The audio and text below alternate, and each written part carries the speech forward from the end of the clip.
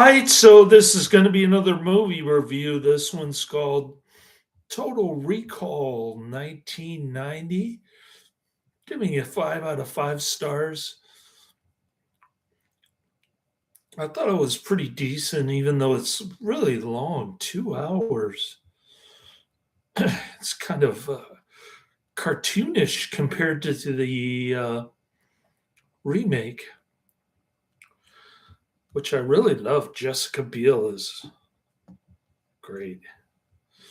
We love Jessica Biel on this channel. Total Recall is a 1990 U.S. science fiction action film directed by Paul Verhoeven. Verhoeven.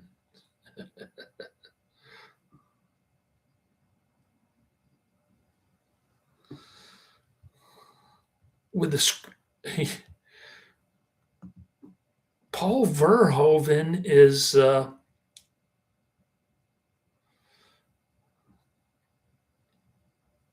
mostly known for Basic Instinct and Showgirls and RoboCop. He did a couple of others that I'm not familiar with, but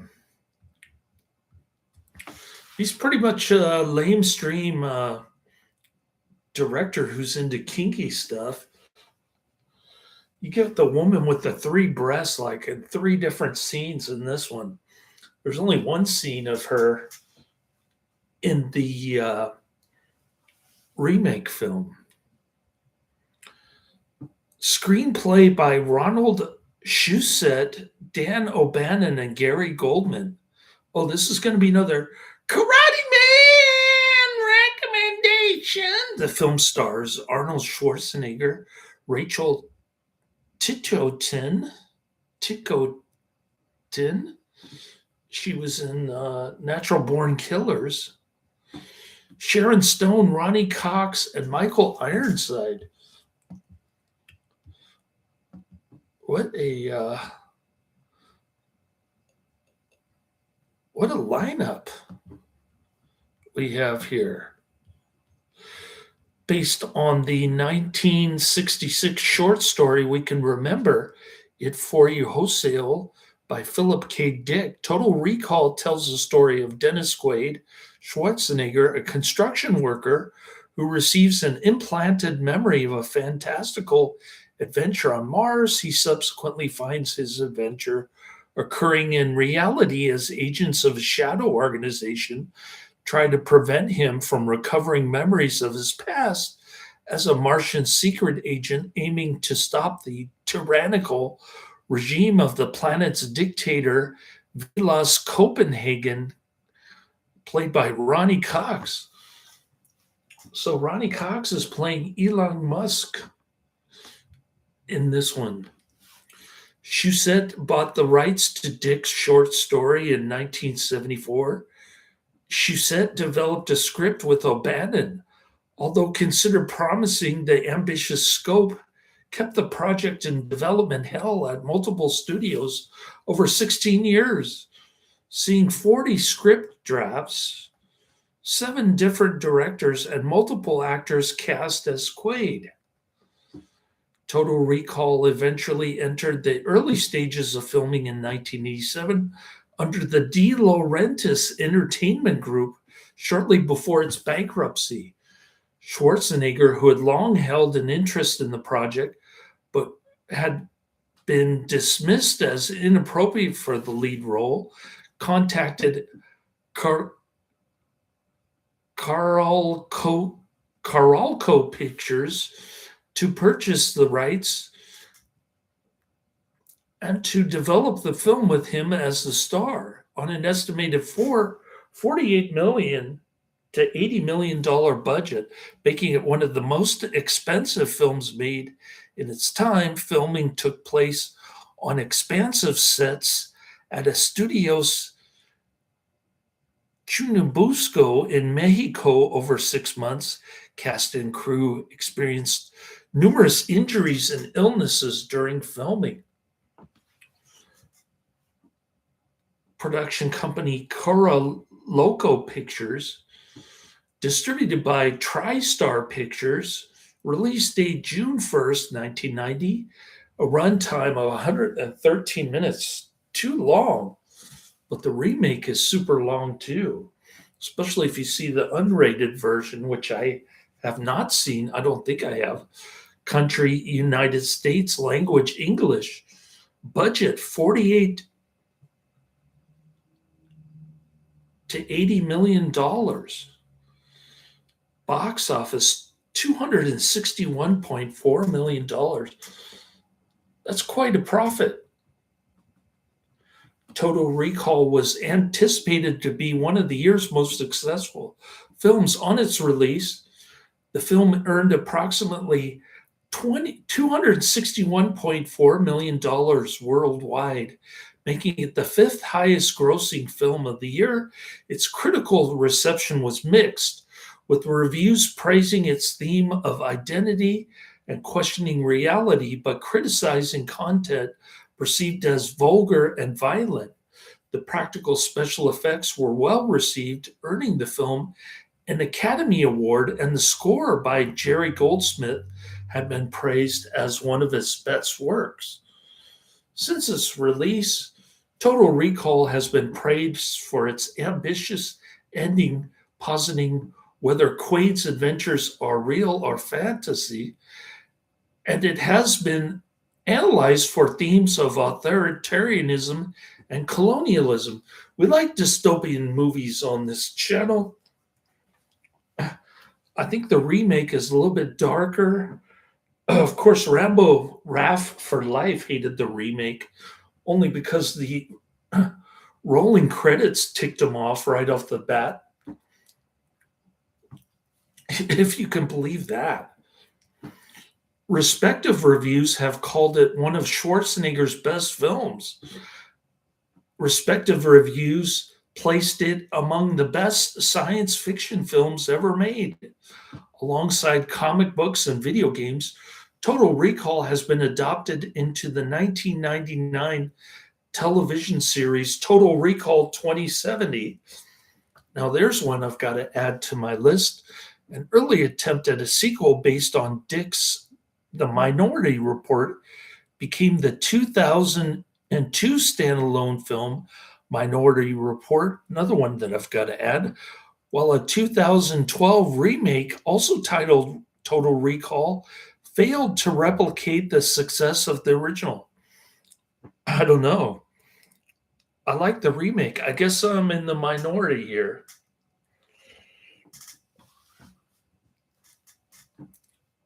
Scratch that. I love the remake. I gave it a 5 out of 5 as well.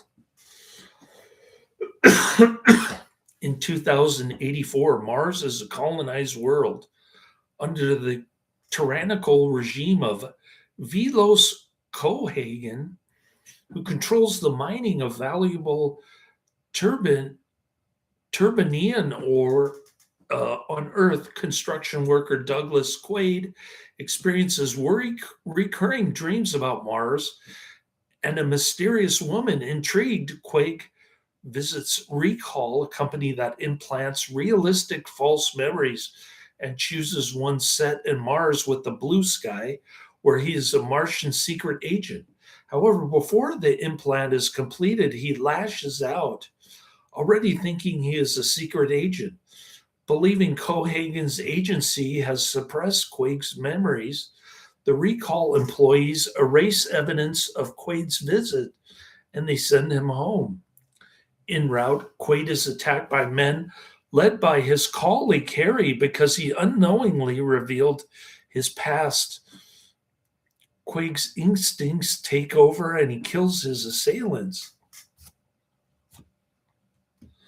At home, he is assaulted by his wife, Lori, who claims she was assigned to monitor Quaid by the agency and that their manager is a false memory implant. He flees, but he is pursued by armed men led by Richter, Cohagen's operative and Lori's real husband, a man who says he is Quaid's former acquaintance, gives him a suitcase containing supplies and a video recording in which Quaid identifies himself as Hauser, a Cohagen ally who defected after falling in love. According to the recording, Cohagen brainwashed Hauser to become Quaid and conceal his secrets. Before securing him on Earth, Hauser instructs Quaid to return to Mars and stop Cohagen.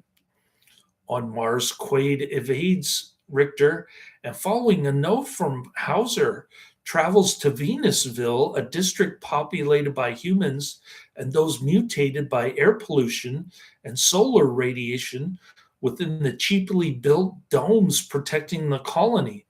He meets Melina, the woman from his dreams, who knows him as Hauser, and she believes he is still working for Cohagen. In his hotel room, Quaid is confronted by Laurie and Dr. Egenar from Recall, who tell Quaid he is still at Recall on Earth, trapped in his fantasy memory and on the verge of permanent brain damage. Quaid notices Egenar is sweating and, believing he is real, kills him. Quaid is captured by Richter's men, but Melina rescues him and Quaid kills Laurie. The pair escaped with taxi driver Benny to Venusville. And there's a cool plot twist with Benny later on. The mutants lead them to a hidden rebel. The mutants lead them to a hidden rebel base where Quaid meets their leader Kuato, a mutant growing out of the abdomen of his brother George. Kuato physically reads Quaid's mind, learning that Cohagen is hiding a 500,000-year-old alien reactor built into a mountain that, once activated, produces breathable air, but it could also destroy all tibinium, ending Cohagen's monopoly over both resources. Benny shoots George, revealing himself to be Cohagen's employee. This is a plot twist that I was telling you about. And Cohagen forces attack the base, killing the rebels before he's shot by Richter. Kuato employs Quaid to start the reactor. Cohagen disables Venusville's air supply to slowly suffocate the remaining inhabitants. Quaid and Melina are brought to Cohagen, who explains that Hauser was his close friend who volunteered to become Quaid as an elaborate ruse to bypass the mutant's psychic abilities, infiltrate the rebellion, and destroy it. Quaid's recall visit had activated him earlier than planned, and Cohagen has been helping him to survive the oblivious Richter's pursuit. Cohagen orders Hauser's memories to be restored in Quaid and Melina to be reprogrammed as his subservient lover, but they manage to escape to the mines below the reactor. Arnold just rips out the clamps on his wrists. Benny, Richter, and his men attack him, but the pair outwits and kills them all. Yeah, it's 2 against like 50, and of course, guess who wins the battle? Cohagen awaits them in the reactor control room, claiming that activating it will destroy the planet. He activates an explosive to destroy the controls, but Quaid follows the explosive into a nearby tunnel where it detonates, and it creates a breach to the Martian surface. The explosive decompression blows Cohagen out to the surface, where he suffocates and dies. A lot of gruesome There's some gore in this. It's like Cohagen's eyes popping out, for instance. Quaid activates, or Michael Ironside's arms getting chopped off. Things like this. And it's a recurring theme throughout the movie. Quaid activates the reactor before he and Melina are also blown out. The reactor melts the planet's ice core into gas that bursts to the surface, forming a breathable atmosphere and saving Quaid, Melina, and the rest of Mars' population. And I won't spoil the ending for you. It's kind of an ambiguous ending. We don't know what's going on. Is it real or my creation? Oh, that's weird science. Never mind.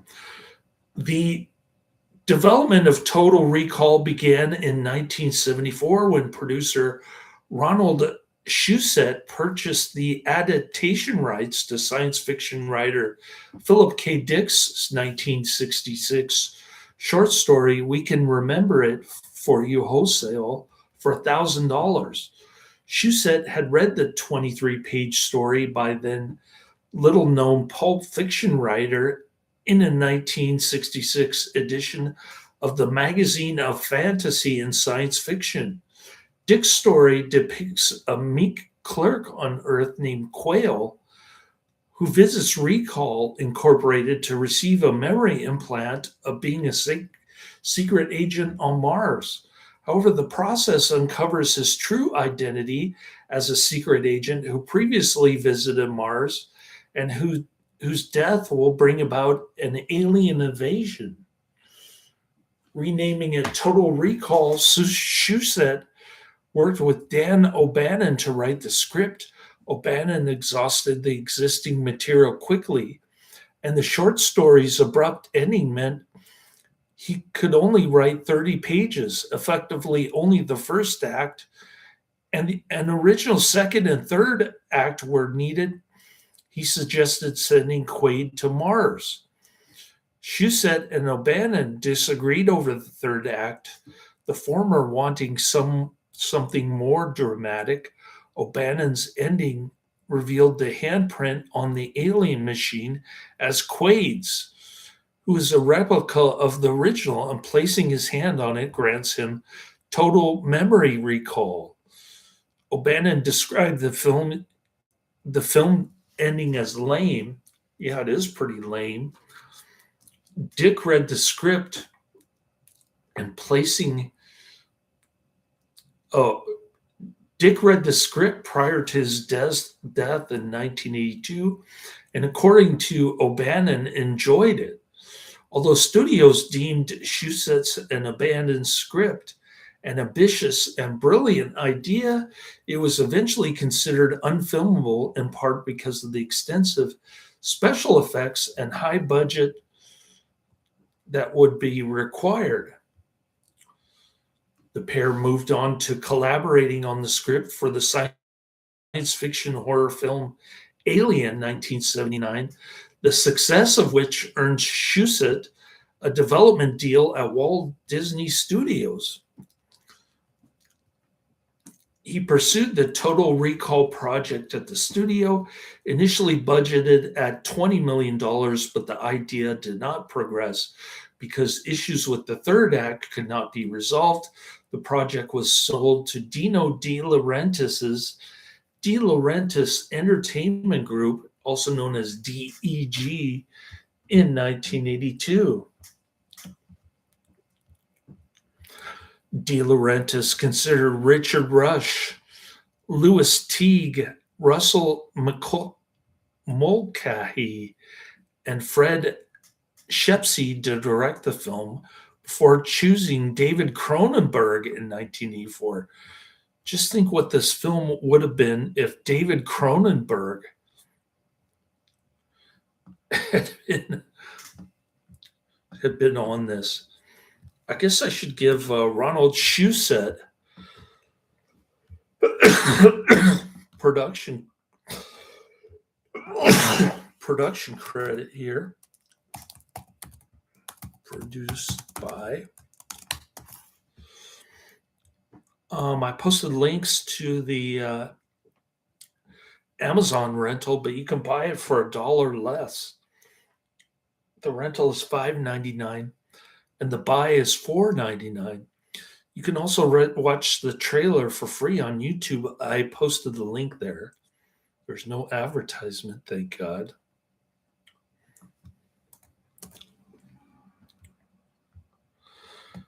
All right, where were we? Oh, Cronenberg. Okay.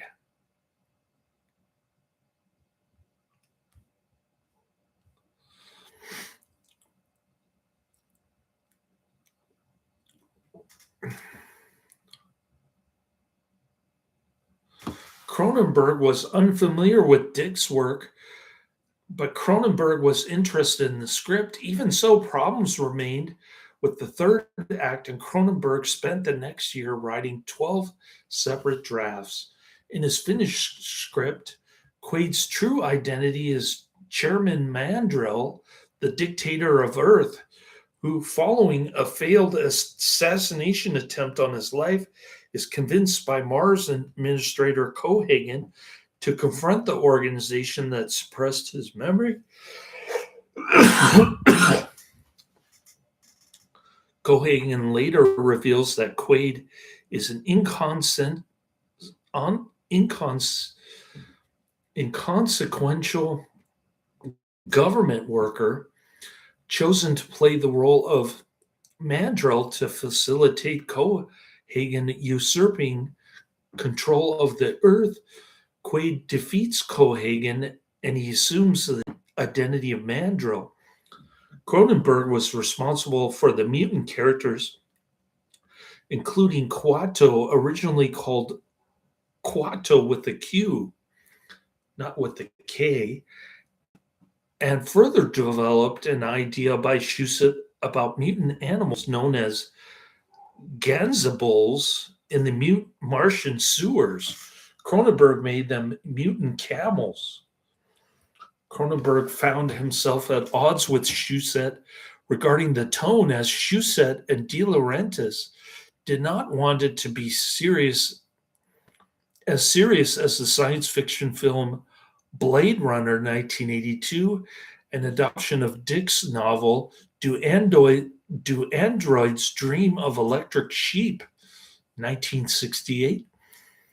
Shusett described Cronenberg's work as bringing the film back to Dick's original short story, whereas they wanted an adventure closer to Raiders of the Lost Ark Goes to Mars.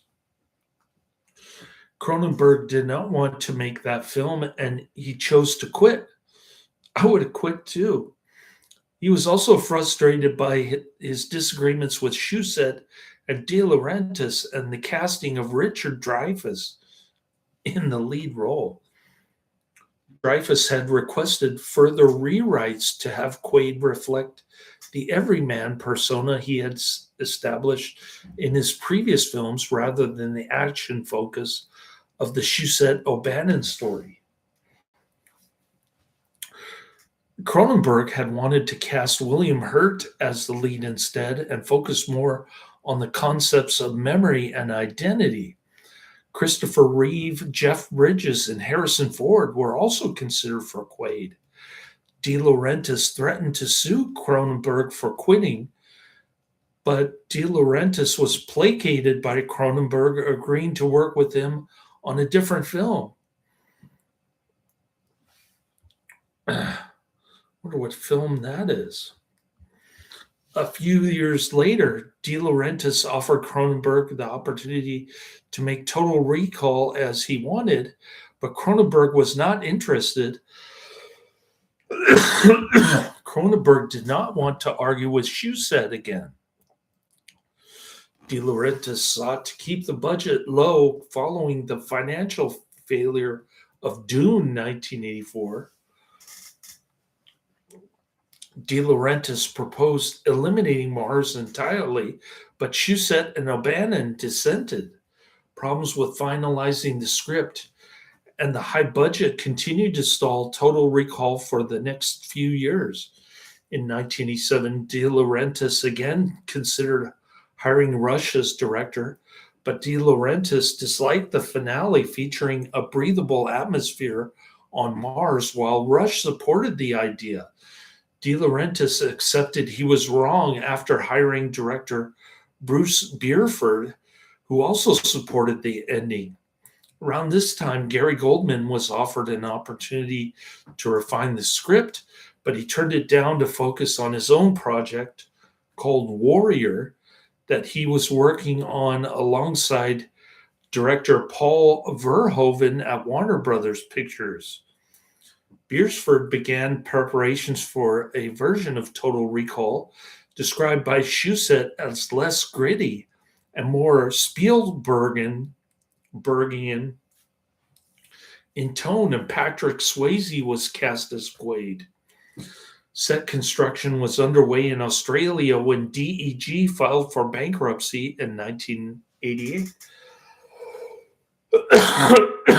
Approximately 80 crew were fired, and the sets had to be destroyed. By this point, the project had already accrued $8 million in pre production costs and $6 million in turnaround costs, a process allowing other studios to purchase the idea. Arnold Schwarzenegger became aware of Total Recall in the mid 1980s, either during filming of Commando or Raw Deal, 1985, 1986 movies. He liked the script, and Arnold agreed to pursue it alongside producer Joel Silver while filming Predator 1987. But the project remained unrealized due to its prohibitive budget and because De Laurentiis did not think Schwarzenegger was right for the lead role. Following DEG's bankruptcy, Schwarzenegger convinced Andrew G. Vagna and Mario Kassar, co-owners of the independent film studio Carolco Pictures, with whom he had made Red Heat 1988, to purchase the rights for $3 million, including pre-production costs. Schwarzenegger wanted to star in the film pending rewrites to his satisfaction, and his fame and international appeal justified the studio investing the necessary budget. Carolco completed its acquisition of majority of DEG's business and assets in April 1989. Schwarzenegger was given substantial influence over the project. He retained Shusett as a screenwriter and co-producer, alongside producer Buzz Fetchins. He oversaw script revisions, casting decisions, and set construction. He described himself as effectively an executive producer without the responsibility, but he involved himself heavily because he wanted the project to work. He received $10 million to $11 million salary, plus 15% of the film profits. Well, Schwarzenegger made a ton of money on this. This was the twilight of his career right here. Schwarzenegger hired Verhoeven as the director after being impressed by his science fiction film RoboCop 1987, another film on my list for which Schwarzenegger had been considered in the lead role.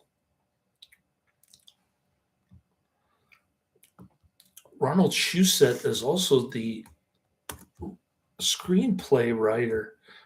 I got to give him 2 credits, producer and written by.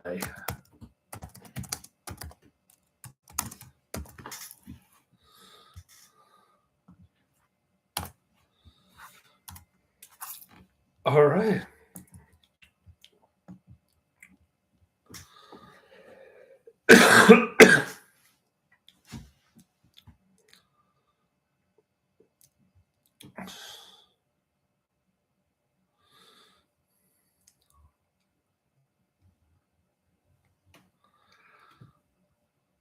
Let's see, where was I?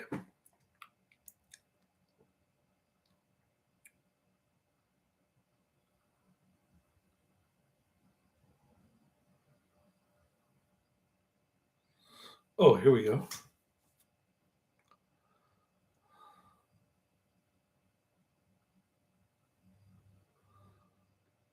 Short.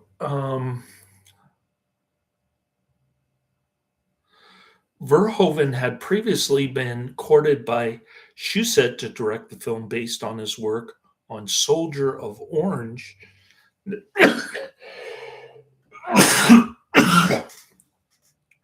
1977. But Verhoeven declined them because he did not like science fiction. Yeah, he likes dirty movies like Showgirls.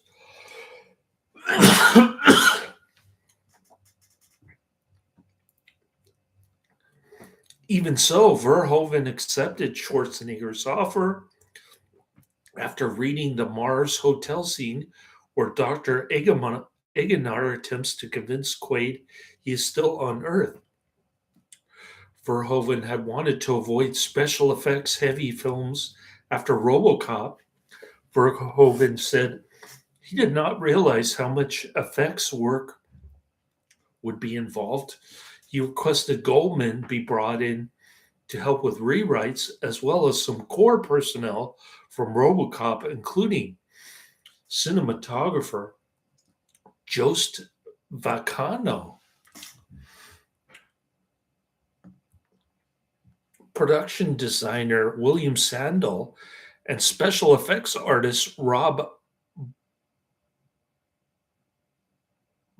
Bottin.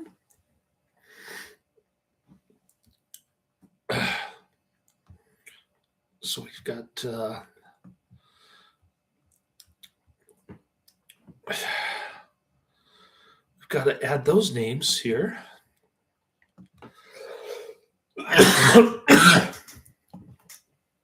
Say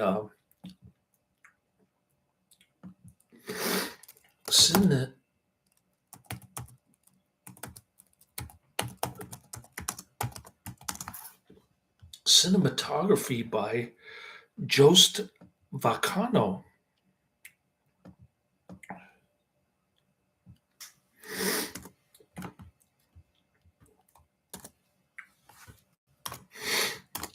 Then we've got production design by William Sandell.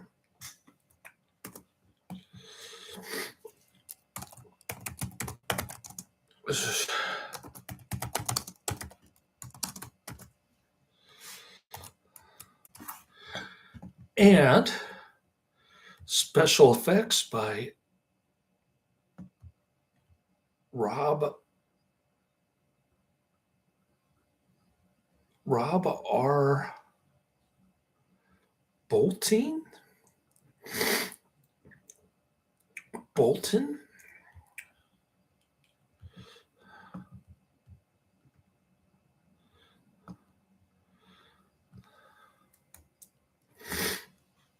Rob R.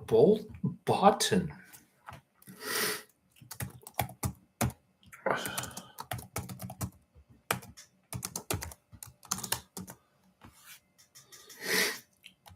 Rob R. Bottin. I guess I pronounced his name wrong at first. So we're going to tag all these people. Jost Vacano. Bam. Go back up. William Sandell.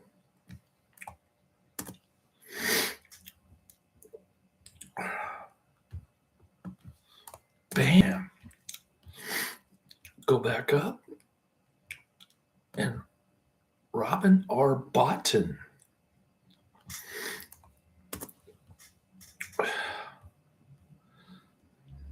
Bam.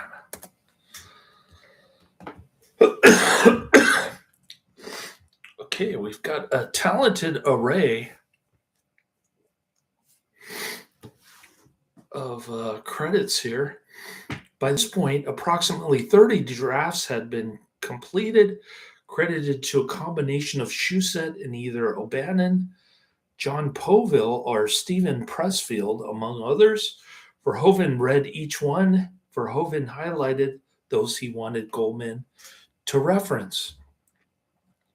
Goldman had little knowledge of Dick's work, but Goldman tried to respect the source material and work of previous screenwriters.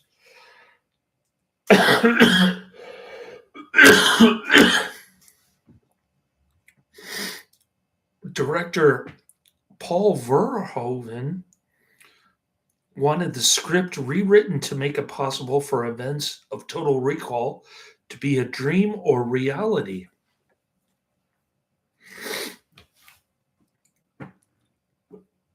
Goldman considered the second half of the film a concession to traditional Hollywood narratives, and so Goldman retained most of the structure from Beresford's shooting script.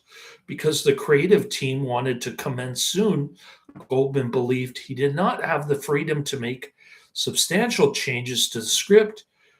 Goldman focused on refining the existing content and making the scientific aspects more realistic. Verhoeven and Schwarzenegger agreed that everything after Dr. Egnar's visit to Quaid on Mars was not working. Verhoeven wanted a significant change to indicate that Eggenar could be telling the truth and Quaid is actually having a mental breakdown on Earth.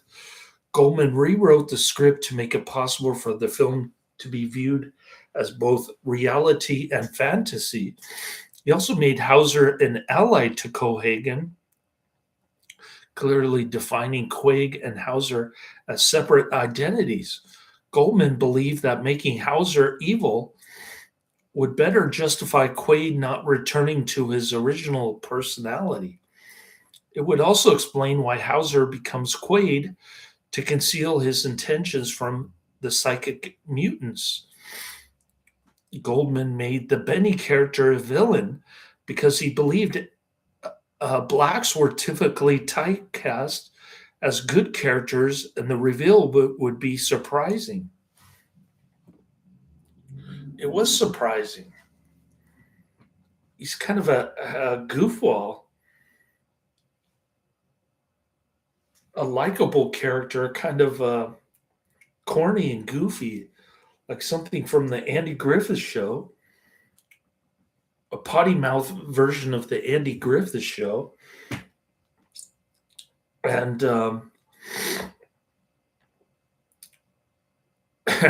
and he turns out to be a greedy guy. The script also had to be revised to match Schwarzenegger's action hero public image, although Goldman tried to make it less comical than some of the actor's previous films. Yeah, it's tough to hide the cartoonish nature of this. I think I actually prefer the darker version of the remake, believe it or not. I think the remake is a better film, and I know I'm in the minority, especially on those who especially among those who follow Rambo Raff for life. The meat clerk Quayle remained Quaid to avoid referencing then Vice President Dan Quayle. And Quayle became a muscle-bound construction worker while fight scenes were rewritten to include more feats of strength and less martial arts or running. Second unit director and stunt director Vic Armstrong, among other stunt people who had worked with Schwarzenegger on Conan the Barbarian,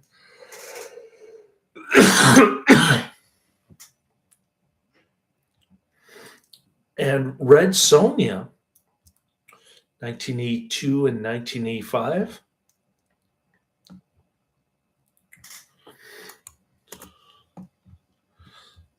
We'll give him credit here.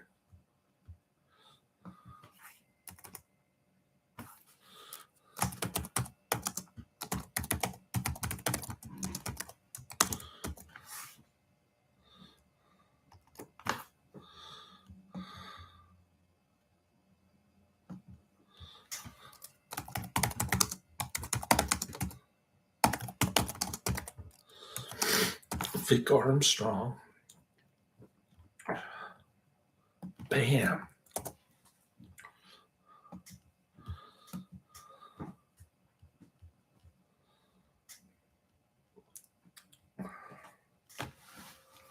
Vic Armstrong said they knew what he could physically do without looking silly. Schwarzenegger also wanted more creative methods to dispatch Quaid's foes because he had been criticized for an over-reliance on guns to kill people in films like Commando. After Goldman's first rewrite, he discussed it with Verhoeven, Schwarzenegger, Shusett, Vacano, and Kassar. Schwarzenegger and Shusett believed the climax lacked emotion, which was an intentional choice by Verhoeven, who did not take the Martian rebel plot very seriously. Verhoeven prioritized the intellectual aspects of the narrative to appease Schwarzenegger. Goldman conceived of Cohagen shutting off the oxygen to the mutants in Venusville. After nearly 16 years in development, 7 directors, 4 co-writers, and 40 script drafts. Total Recall went into production. Michael Ironside, who portrayed Richter, and Roy Brocksmith, who played Recall employee Dr. Edgemar. The photos are on Wikipedia. We know these 2 characters.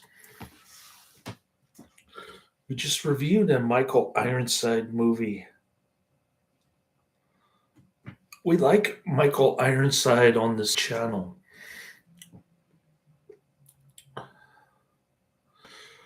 Verhoeven chose Michael Ironside to portray Copenhagen's henchman Richter.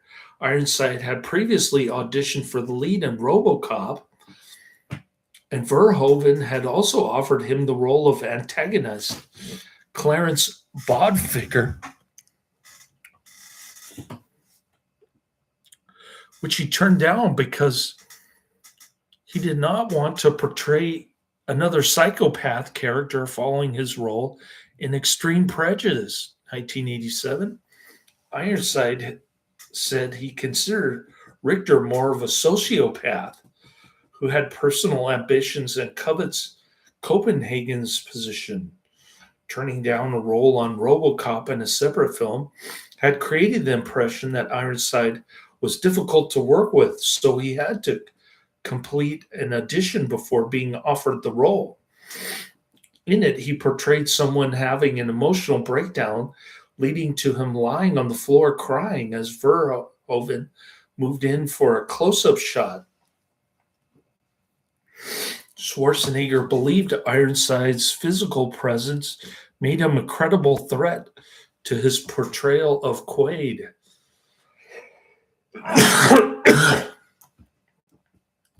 The female leads, Rachel Ticotin and Sharon Stone, were chosen in part for their athleticism, which was needed for the physically demanding roles.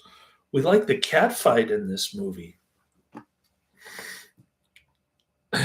And of course, the fight between Schwarzenegger and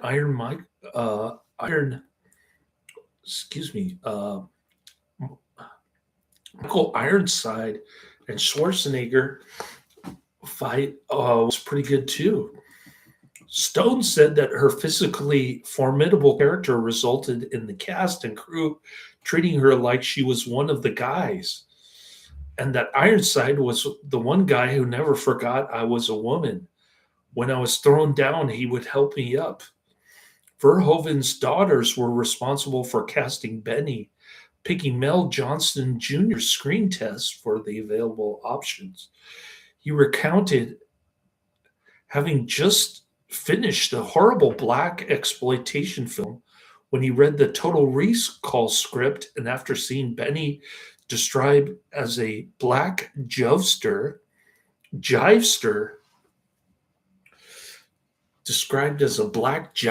he threw the script across the room. Nonetheless, he eventually read it through and he decided to audition because he believed the character was more fully realized, saying, "This guy is cold and calculating, and the story was intriguing." Cox had previously worked with Verhoeven on Robocop. Cox traded on the actor's history of playing good-natured characters to make his villainous turn more impactful. Describing his portrayal, Cox said he did not employ method acting, but he did try to understand how the character would feel and think, and he would react to situations that would determine his performance. The character's hairstyle came about after Cox's hair was slicked back in order to make a face mold for special effects purposes. Cox knew it was the right look. Cox convinced Verhoeven to reshoot 2 days of Cox's scenes with the new style. When Marshall Bell auditioned for the role, the script did not explain the relationship between George and Kawato, and he was confused as to why George had so few lines. Although voice actors were considered for Kawato, Verhoeven decided to use Bell. Verhoeven based the appearance and physicality of Brocksmith's Dr. Edgemar on the central scientist character portrayed by Paul Newman in Alfred Hitchcock's 1966 thriller Torn Curtain. He wanted an actor who looked naive and strange and a bit weird. Principal photography for Total Recall began in April to May 1989. Filmed almost entirely in sequence, a rare feat. The production took place over 20 weeks. The initial budget was reported as $30 million, but the final budget was reported as having been between $48 million and $80 million. Total Recall was filmed almost entirely on sets at Estudios Churubusco in Mexico City, Mexico, where 43 casts and up to 500 crew members worked across 45 sets on 10 sound stages. The Earth Train station was filmed in Mexico City Metro, and many exterior Mars scenes take place at the Valley of Fire State Park in Overton, Nevada. The Chubacano station of the Mexico City Metro is pictured in 2011. On the Wikipedia website, some exterior scenes set on Mars were filmed at Valley of Fire State Park in Overton, Nevada, pictured in 2009. All right. Shusett and Goldman were present on set, providing additional rewrites when necessary. Goldman estimated the script was changed less than 1%. Verhoeven sometimes required up to 20 takes of scenes, but remained faithful to the script and discouraged improvisation. Even so, some scenes, such as Benny's death, lacked sufficient detail. In these cases, dialogue was mostly improvised. Although Verhoeven had been adamant that he did not want a second unit director, having fired 3 of them on Robocop, Armstrong ended up filming 1,200 different setups and all of the fight scenes. Verhoeven was happy with his work. Armstrong's first scene was filming Schwarzenegger drilling cement. Filming was beset by injuries and illness. Almost everyone involved suffered from dust inhalation on set, food poisoning, and gastroenteritis from the local Mexican cuisine were also a problem, except for Shusett and Schwarzenegger, the latter of whom had brought his own food from the United States after a bad experience while filming Predator in Mexico. The illness compounded the difficulties. Leica Naff had filming her scenes as the three-breasted prostitute.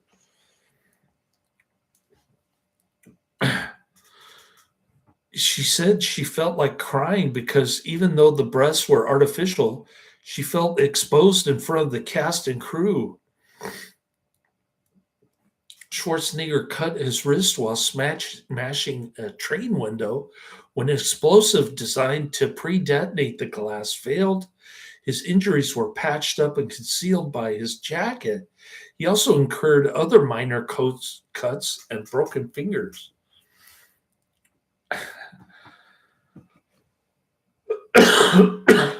Because that's what happens when you're a multimillionaire. You got to take your lumps and bruises here. Ironside cracked his sternum. Ironside separated two ribs after running into Michael Champion, who was holding an Uzi during the pursuit of Quaid and Melina in a Martian hotel. Filming had to be paused while he recovered, as Richter was involved in most of the remaining scenes. After 3 weeks, a producer asked that he return to filming, but they could not obtain insurance unless Ironside performed 50 push-ups. Despite the doctor's advice, he attempted to the feat, and he re-injured himself. After 30 push-ups, the doctor said it was sufficient. Ironside's first scene upon his return involved him fighting Schwarzenegger on the elevator, but he struggled to lift his arm. The doctor had Oakland Raiders quarterback Jim Plunkett drop off a brace built for his own injury, which held Ironside's chest in a stable position, although it made breathing difficult. Ironside filmed his scene over the remainder of the day, only being hit once accidentally by Schwarzenegger, who was cautious due to his condition. A separate fight between Stone and Ticotin was arranged to feature one of the actors and one stunt person because padding could not be concealed under their outfits. Verhoeven wanted the actresses to perform the fight stunts themselves, but Armstrong insisted on a stunt person. Schwarzenegger was known for his pranks on the set, such as arranging styrofoam snowball fights and water pistol battles during dinners, as well as booking parties to reward the crew for the 6-day working weeks and practical stunts.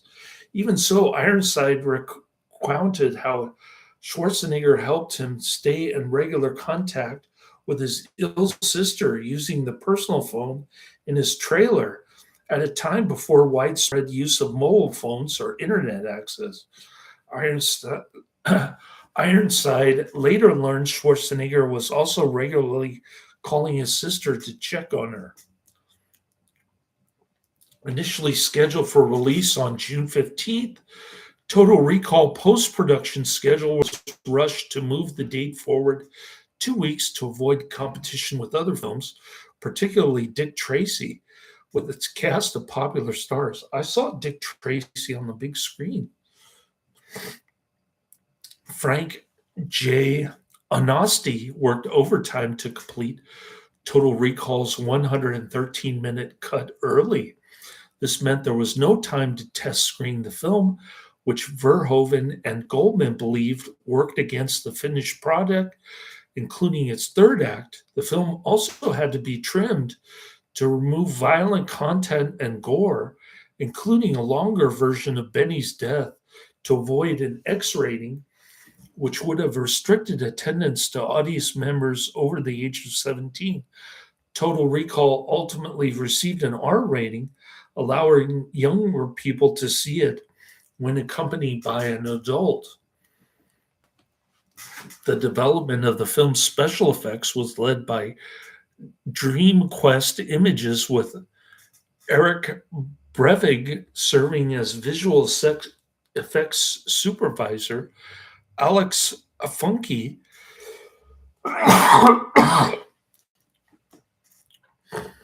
as special effects photographer, Thomas L. Fisher as special effects supervisor, William Sandell as production designer, and Mary Sisloff as effects producer. Rob Bolton, who previously worked with Verhoeven on RoboCop, provided the character visual effects. Concept. All right, so we got Rob Bolton. Did I add him? I did. Robin R. Bolton.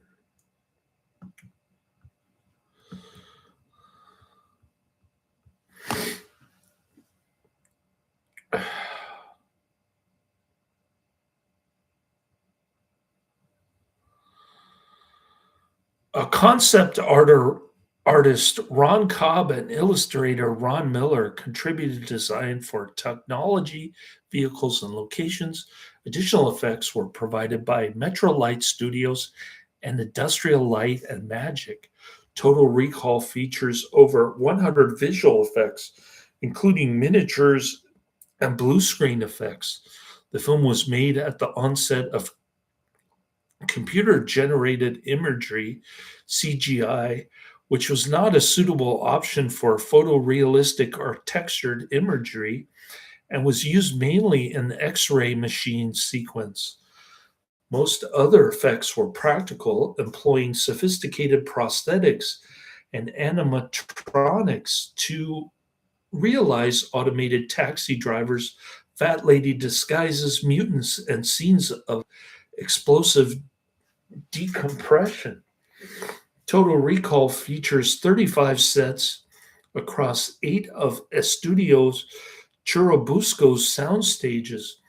The sets were expansive and connected by tunnels so long that they continued outside of the stage, making it possible to drive between them on film.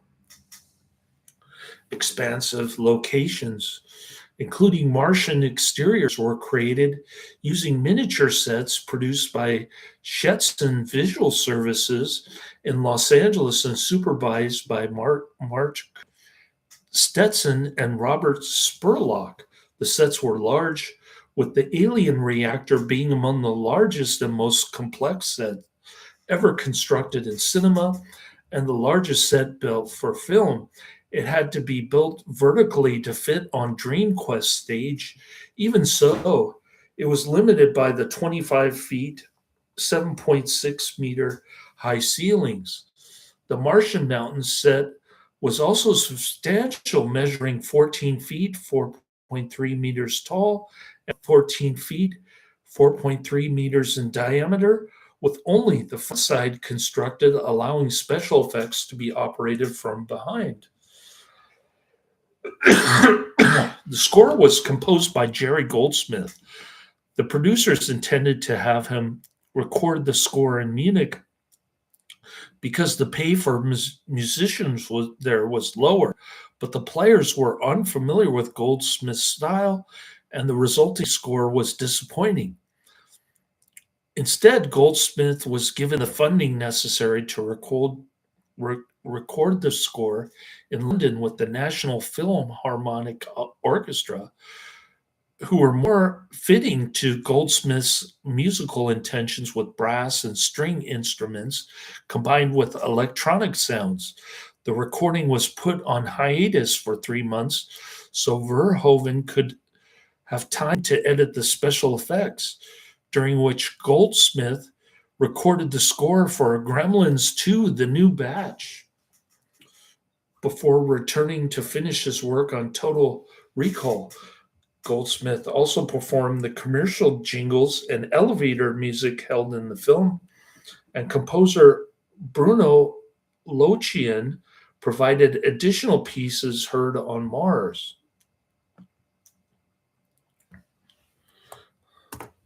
We'll give Jerry Goldsmith musical credit here. I'm running out of space here.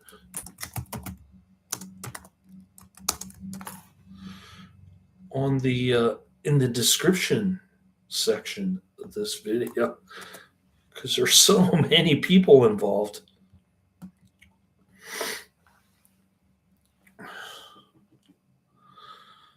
Following the previous year's record $5 billion box office, more films than ever were expected to surpass $100 million at box office, as 50 films were scheduled for release during the summer theater season of 1990. May 18th to September 3rd, Dick Tracy was predicted to dominate the box office, and films such as Another 48 Hours, Back to the Future Part 3, Days of Thunder, Die Hard 2, RoboCop 2, and Total Recall were expected to perform well based on their brand recognition and star appeal. These films were all scheduled for release by the end of June to ensure a long theatrical run during the peak time of the year, and other releases were scheduled to avoid opening against them. The importance of domestic box office grosses was also decreasing as studios increasingly earned profits from home media releases, television rights, and markets outside the US and Canada. These growing markets were in turn increasing film production costs as stars commanded higher salaries to compensate for their international appeal, with Total Recall, Die Hard 2, and Days of Thunder among the most expensive films being released. Average salaries for male leads had also increased to between 7 to 11 million.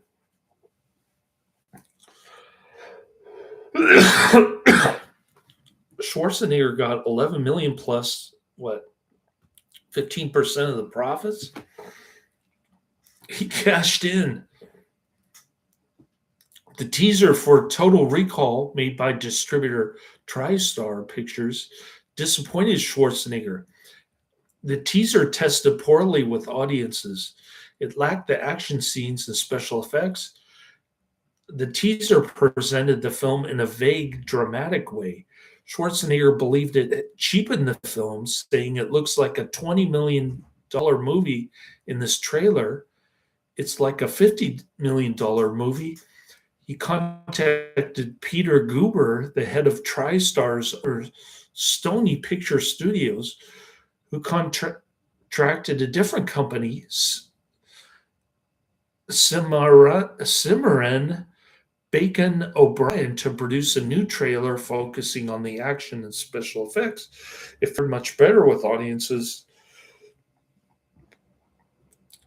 and the new trailer attracted praise from industry professionals such as Joel Silver. So I posted the 4K trailer in the description in case you want to check it out. There's also the link to the rental.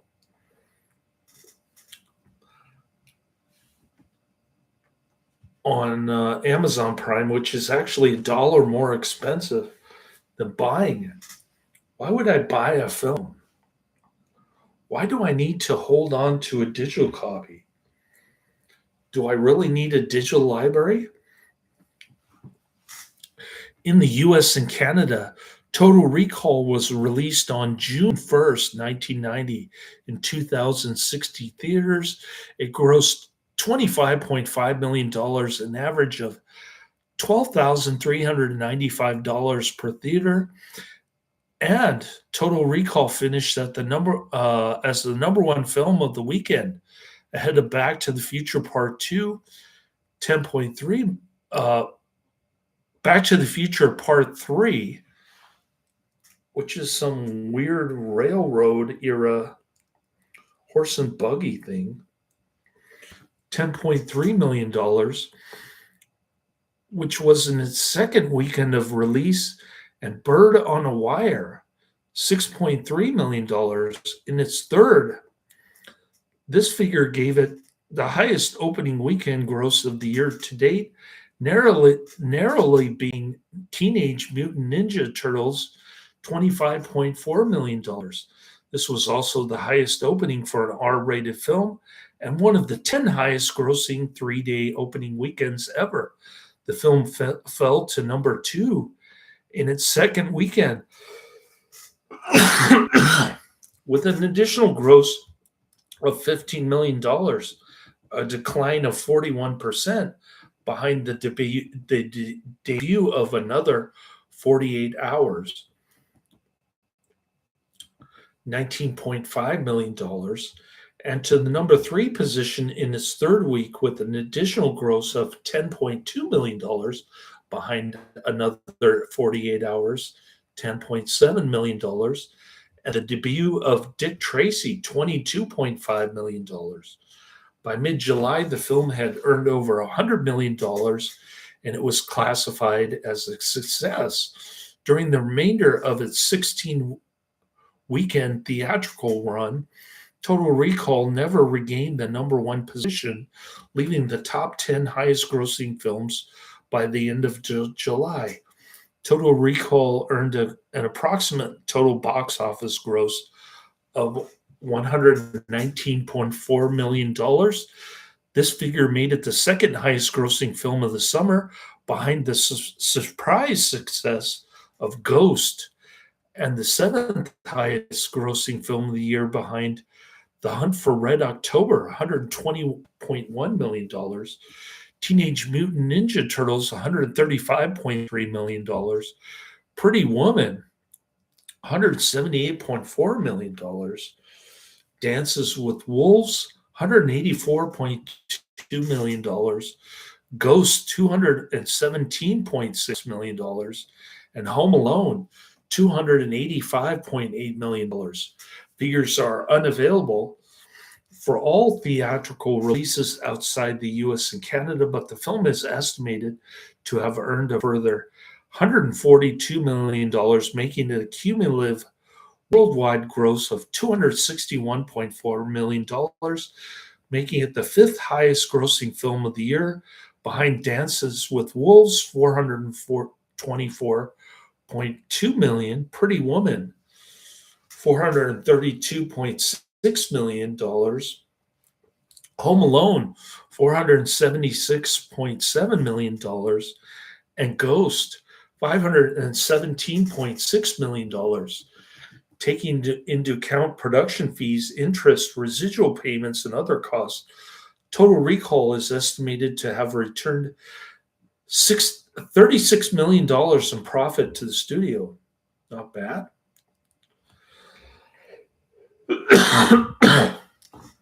Not a bad return on investment. I'd say it was a hit.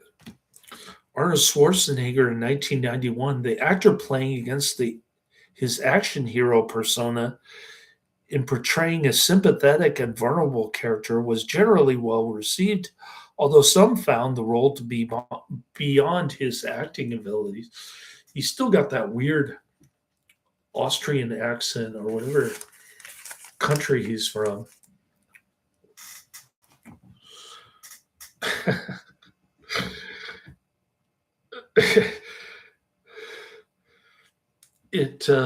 I think it worked to his favor in Predator, but it's kind of annoying in this one. On its release, Total Recall received mixed reviews from critics, who generally praised the production values and Schwarzenegger's performance, but criticized the violent content. The violent content is the reason to watch this. Audience polls by CinemaScore reported moviegoers gave the film an average grade of A- on an A+ to F scale.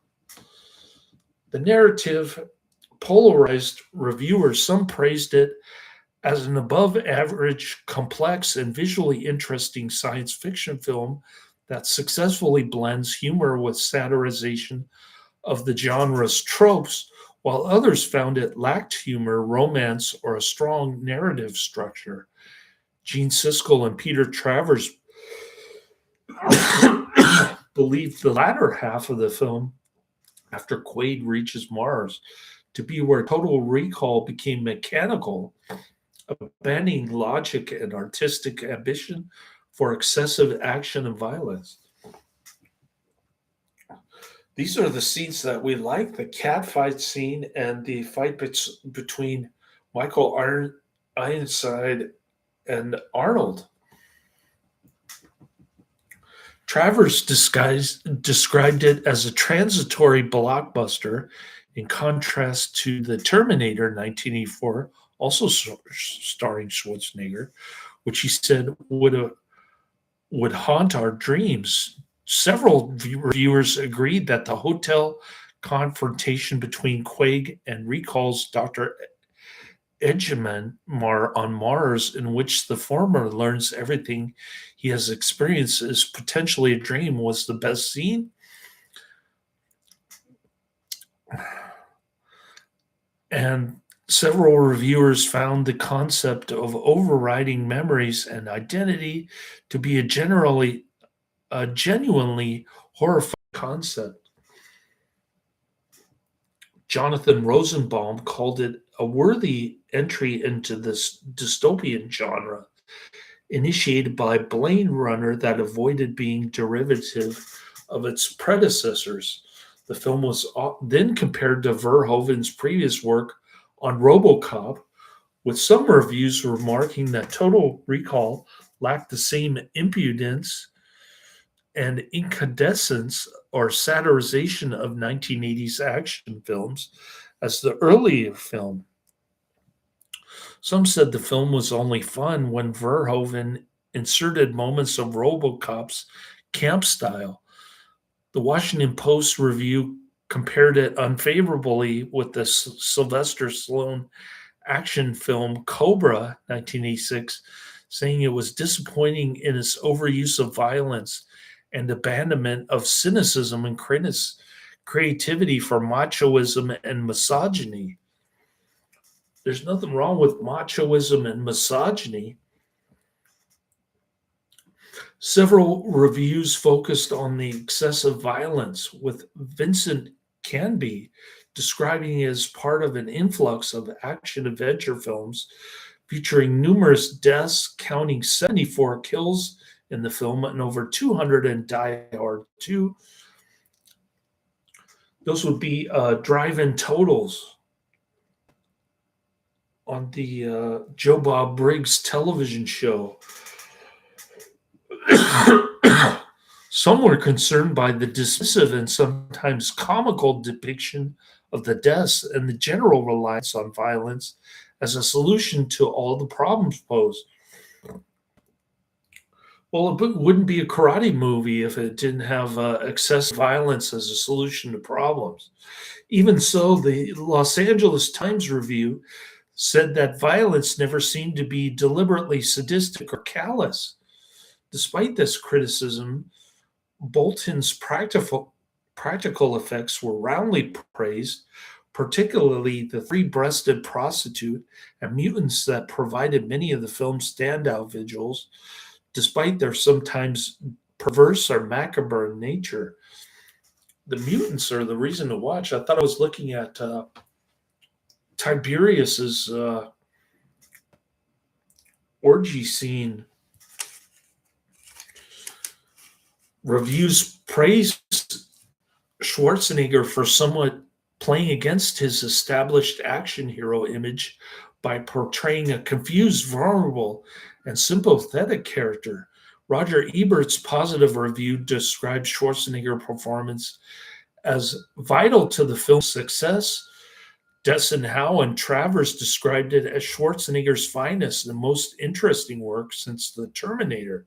Even so, others believed the actor's Superman presence and comic one-liners were out of place and undermined attempts to make the audience emotionally connect with Quaid's genuine fears about his identity. I'll agree with that. His one-liners were kind of awkward in this one. I thought they were better in Predator. Some reviews considered the role to be beyond Schwarzenegger's acting abilities, describing him as unusually oafish, a cross between Frankenstein's monster, a hockey puck, and Colonel Klink, incapable of generating a romantic connection with Stone's or Ticotin's characters. Some female reviewers were critical of the film's treatment of women, who they perceived as hybrid hooker commandos. Oh, we like those. And basically whores. That's all that they're good for, right? Writing that the three breasted prostitute is the film's idea of a witty mutation. While Ticotin registers less strongly than Stone's ambitious blonde slut wife.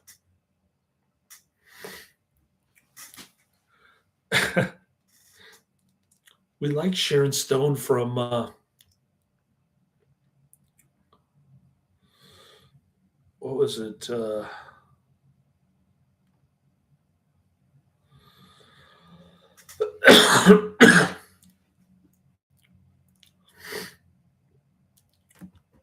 Sharon Stone from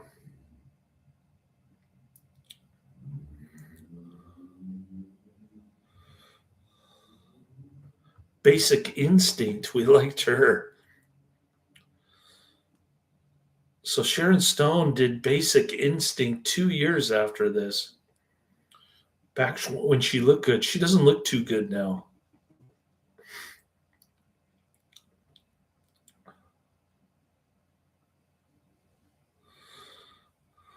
All right. What else we got here?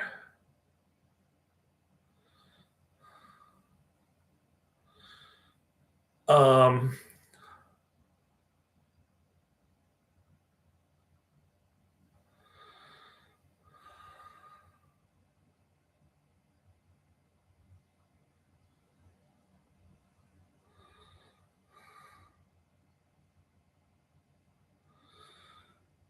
At the 63rd Academy Awards in 1991, Total Recall won the award for Best Visual Effects. Eric Brevig, Rob Bottin, Tim McGovern, and Alex Funky. I guess his visual effects were not funky.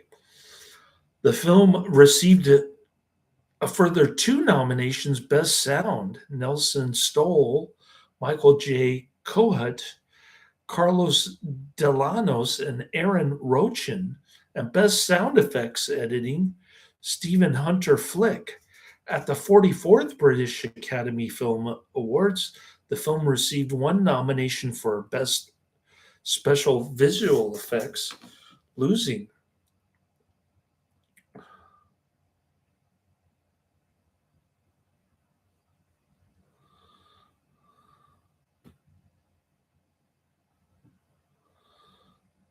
Uh,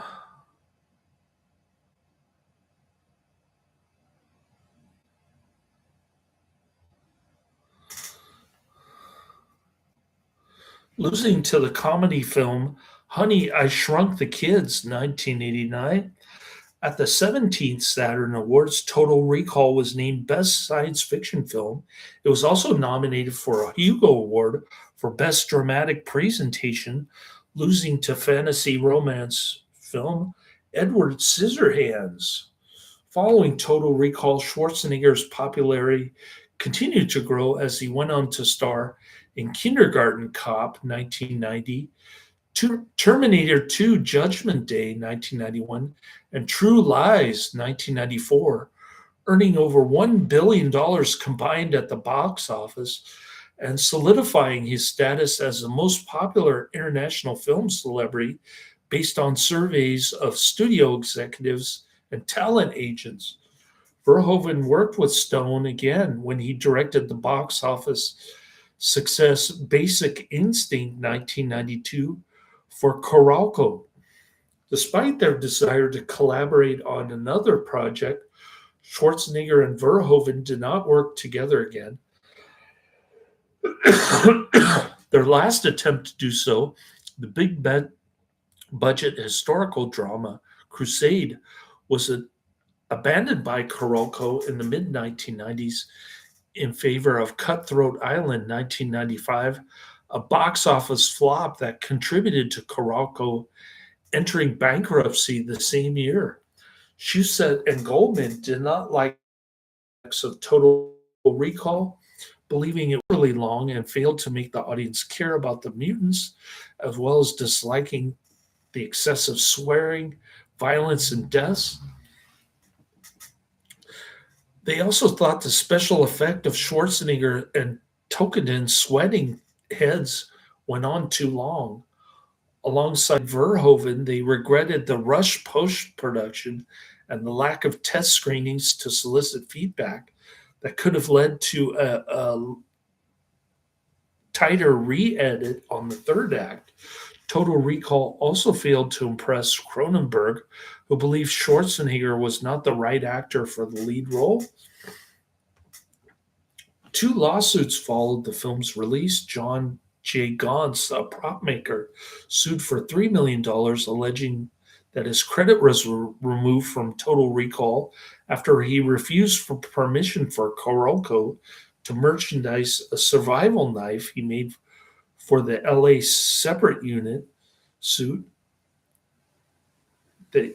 He made it for the LA separate suit, also for $3 million, was brought by the Southern California Consortium, who said Total Recall used animation sequences they created for scientific videos about planets orbiting the sun. Blatant cross marketing going on. You got Pepsi and Jack in the Box in Venusville. Total Recall was released on VHS and Laserdisc on November 1st, 1990. It was rushed out to take advantage of the Christmas season.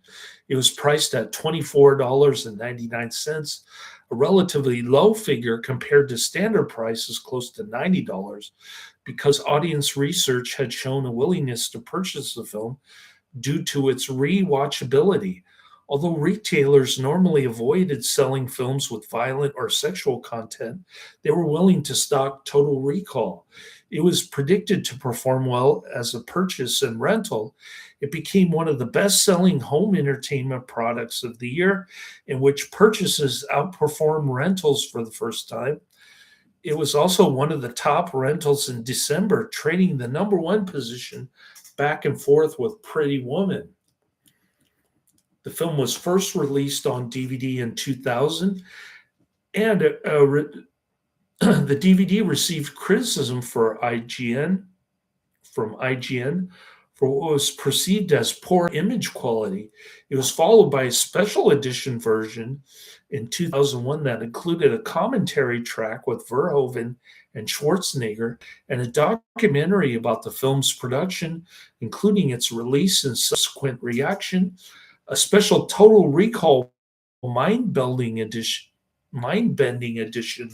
Blu-ray was released in 2012, featuring a high-def restoration from the original negative. This version included a new interview with Verhoeven and a comparison of the restored footage against the original. For its 30th anniversary in 2021, the film was remastered as a 4K resolution Ultra HD Blu-ray, including a digital copy based on a digital scan from the original 35 millimeter film negatives under Verhoeven's supervision, as well as content from the 2002 Blu-ray. This release introduced a 60-minute documentary about the success and failures of Kuroko Pictures and retrospectives on the film's score, special effects, and production. A separate 5-disc collector's edition was released with a double-sided poster, art cards, essays about the film, and the score on compact disc, CD. Goldman's score was first released on CD in 1990 with 10 tracks. A deluxe edition was released in 2000 with 27 tracks, coinciding with the 30th anniversary. Quartet Records released the remastered soundtrack on a 2 CD and limited 3 vinyl record set. The anniversary edition included the score plus alternates and source music restored by Goldsmith's longtime sound mixer, Bruce Bottin. A novelization of the film written by Piers Anthony and based on the script in Dick's original novel was released in 1990. It retains the original character name of Douglas Quayle. That same year, an action platformer video game, Total Recall, was released for Commodore 64, Amstrad CPC, and Nintendo Entertainment System and Amiga and Atari ST computers.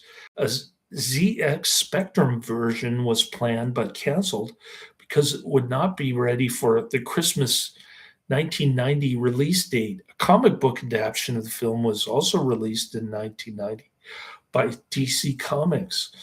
A 2011 4-issue miniseries comic book was released by Dynamite Entertainment, written by Vince Moore with art by Cesar Resnick. The series narrative continues on from the end of the film, depicting Quaid dealing with a Mars still in chaos following Cohagen's death. The main theme of Total Recall is a question of whether or not Quaid's experiences are real or a dream induced by his failed recall memory implantation. Despite the film's deviation from Dick's original stories, both focus on this theme. Verhoeven explicitly wanted both possibilities to be viable, although his personal preference is that Quaid's experiences are a dream. He explained it's a dream, which is disturbing to the audience because they didn't want that. Of course, they want an adventure story. They don't want a fake adventure story.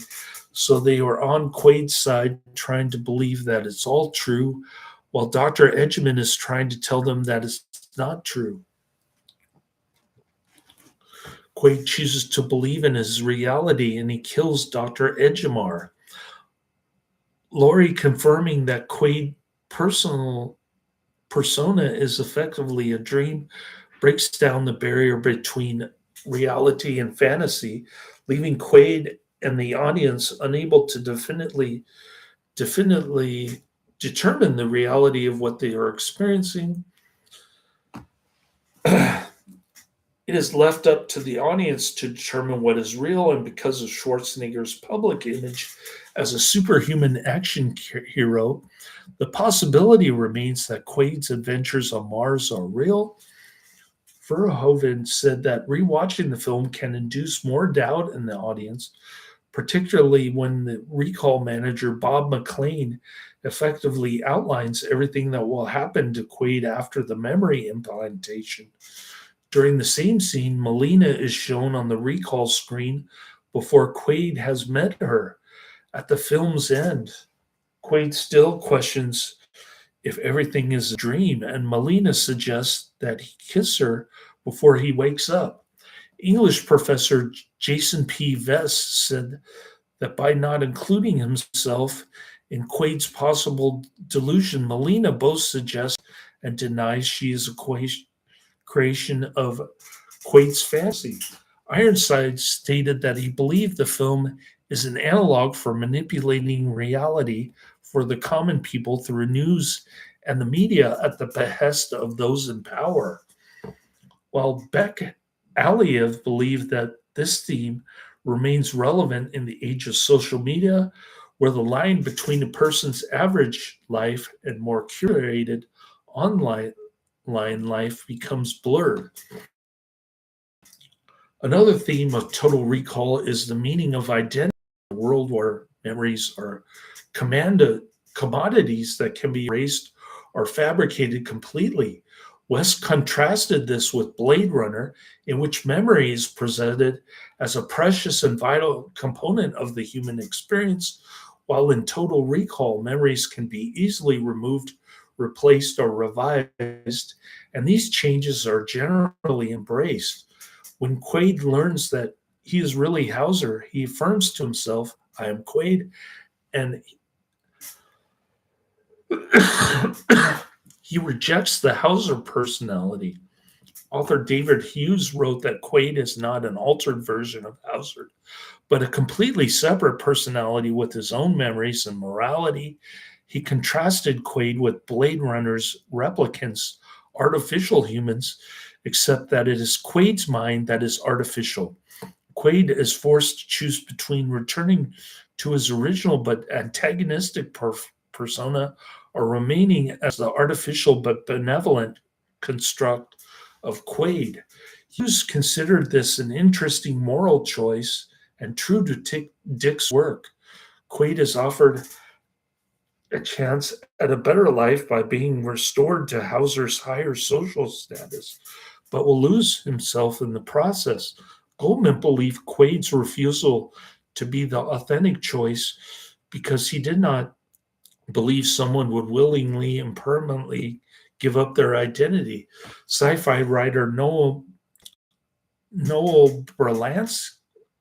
Berlatsky said that as an everyday worker who desires grand adventures, Quaid is an audience stand-in, and Balansky suggested the hologram projector that creates a duplicate image of Quaid to be akin to the audience viewing themselves through the phantom personality that is Quaid. The film presents a politically, morally, and visually unattractive future in which the Earth's location are covered in brutalist concrete architecture. Verhoeven specifically chose to use this style because he believed it suggested a cruel society indifferent to the suffering of the Martian colonists.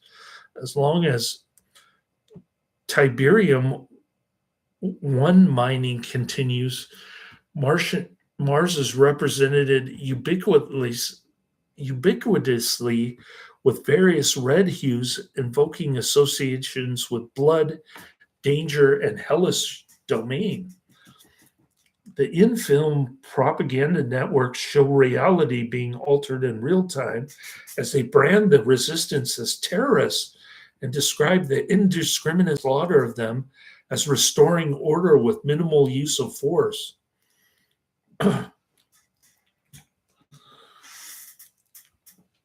According to Vest and English professor Frank Grady, most political assessments of the film consider it left-wing for its anti-corporation and revolutionary message, but West perceived a more conservative subtext in which the white protagonist saves a society of the less well-off who cannot save themselves. They identified Total Recall as one of the many films produced throughout the 1980s, such as Rambo First Blood Part 1, 1985, and Predator, that were fronted by white male characters who employ violence to preserve American righteousness, liberty, autonomy, and reinforce an idealistic U.S. image of combating unnecessary bureaucracy, fascist, communist, and foreign and domestic threats. Schwarzenegger identified himself as a conservative and supporter of U.S. President Ronald Reagan, which Vest opined made him an unusual choice to portray the protagonist who liberates Mars from Cohagen's dictatorship. Quaid's rejection of the Hauser persona can be seen as an example of self-determination and U.S. exceptionalism, but in doing so, he also avoids responsibility or punishment for Hauser's acts, which Grady considered an act of moral cynicism. Historian Stephen Prince described Quaid's choice not as the loss of self, but conscious rejection of it. remarking on the similarities between Total Recall and the science fiction film The Matrix, 1999. Educator Neil King found that both protagonists begin as discontented workers who learn their life is a fabrication, becoming instrumental to those rebelling against overwhelming authority, and eventually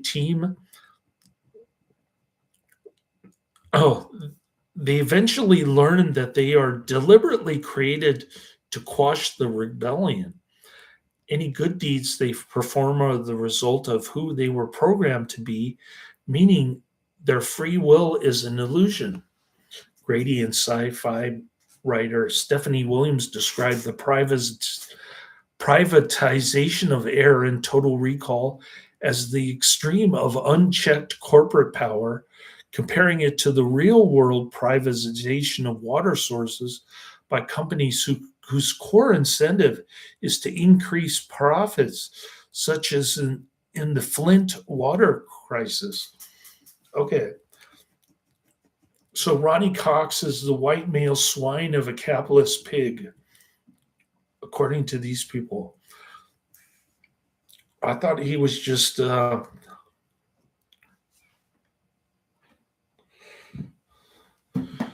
tried to be like I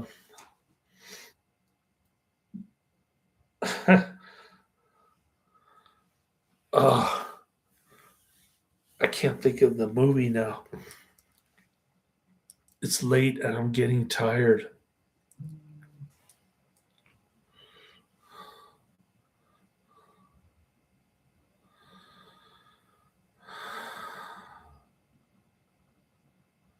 The mutants on Mars are the result of early colonists exposed to a toxic atmosphere because of cheap domes, and their offspring still serve Cohagen, meaning the authorities have escaped any responsibility for their involvement. In the end, Cohagen suffocates in a toxic atmosphere that he could have changed at any time. The film also contains a number of product placements, such as brands as Pepsi, Coca Cola, and Jack in the Box, promoting corporate interests while portraying an anti corporate stance.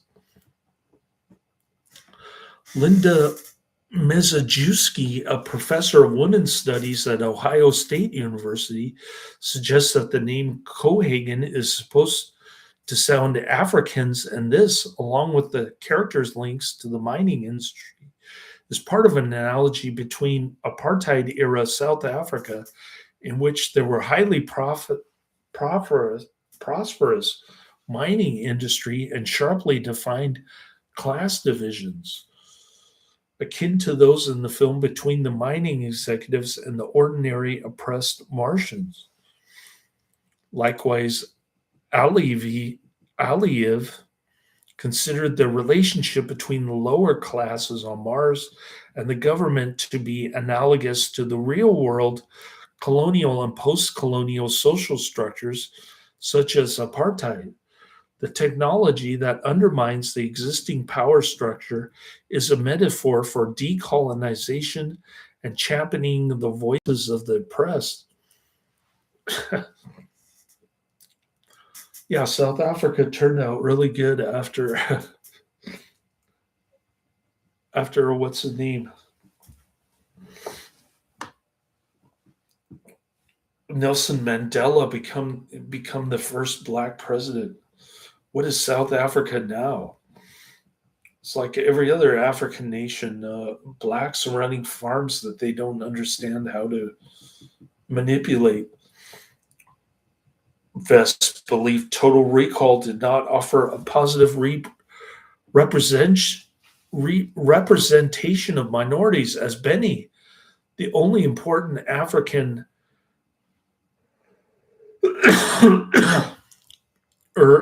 black character, collaborates with Cohagen and helps assassinate the Martian freedom fighter Cueto. Vest believed that his repeated references to having multiple children reinforce stereotypes of black men as irresponsible and promiscuous. and that his alliance with Cohagen presents the character as untrustworthy, selfish, and corrupt. I thought it was a cool plot twist. Myself, I wasn't offended by that. Vest identified certain elements in the film as sexist and misogynistic. Oh, here we go. These are the film highlights. Many female characters are presented as prostitutes or mutants. We like that, which is believed, which he believes suggested that femininity is a source of moral or physical deformity. Many female characters are violently killed throughout, such as Laurie, who is dispatched while Schwarzenegger quips that she could consider that a divorce. That was one of the few good one-liners. I knew he was going to say that, though. I could see it coming. Maybe I had seen the clip before I watched the movie. However, while Melina is sometimes reliant on Quaid to save her, both she and Laurie are portrayed as effective fighters, and Melina is essential in saving Quaid's life at the end. Union College Film Studies co-director Michael Chilcote wrote that Total Recall began a decade of cyberpunk films. Those are the kind of films that we like, that focus on a separation and transformation of the mind away from a traditional human body, such as The Lawnmower Man, Strange Days, and The Matrix. Even so, Chilcote argues that given the option to become anything via recall, Total Recall repeatedly asserts Quaid's heterosexuality. Since its release, several publications have named Total Recall as one of the greatest science fiction films ever made. Rotten Tomatoes named it as one of the 300 essential films to watch, and it is also listed in the book 1,000 Movies You Must See Before You Die. On Rotten Tomatoes, the film holds an 81% approval rating from the aggregated reviews of 78 critics, with an average score of 7.4 out of 10. The consensus reads, under Paul Verhoeven's frenetic direction, Total Recall is a fast-paced rush of violence, gore, and humor that never slacks. The film has a score of 60 out of 100 on Metacritic, based on 17 critics, indicating mixed or average reviews. The score for Total Recall is considered among the best work of composer Jerry Goldsmith. He's pictured on Wikipedia in the year 2003. In a 2012 retrospective, Vulture wrote that despite its anachronistic aspects, such as outdated technology, Total Recall remained relevant, particularly in its themes of the oppressed fighting back against their oppressors, which was compared to the 2011 Occupy Wall Street movement. Discussing the film in 2016, the AV Club described it as one of the best 1980s style action films. Other publications have called it one of Schwarzenegger's most entertaining films and one of his best roles. The film score by Jerry Goldsmith is considered among the finest of his work, and in his own words, one of his greatest scores. A 2020 Inverse retrospective argued that Total Recall, not Blade Runner, was the best adaptation of Dick's work, despite its deviations from the source material. He argued that Blade Runner presented a stylish and cool future, whereas Total Recall presents an ugly, banal, and grimy future. Similarly, he believed Quaid's upbeat, amoral, anti-hero protagonist was closer to Dick's traditional protagonist.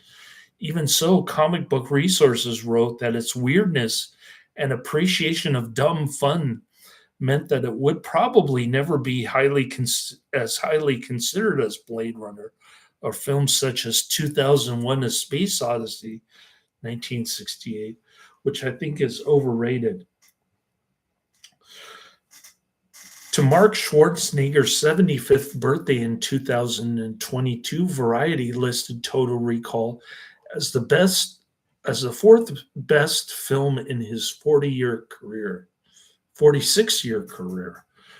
Total Recall became one of the most expensive films ever made in its time and one of the last big budget films to use almost entirely practical special effects. It is also seen as among the films responsible for a significant rise in the cost of film production because of the high salary studio like Carl Carl Klu paid to stars with international appeals such as Schwarzenegger, Stallone, and Mel Gibson, recouping their investment by selling their films to the rapidly growing film markets outside the US and Canada. Alongside the boost to Schwarzenegger's career, Total Recall also redefined Stone from a model to a legitimate film star. A 2020 sci fi article credited Total Recall as one of three action films, along with Terminator 2 and True Lies, that revived Schwarzenegger's career after a series of less successful action films such as The Running Man, 1987, and Red Heat.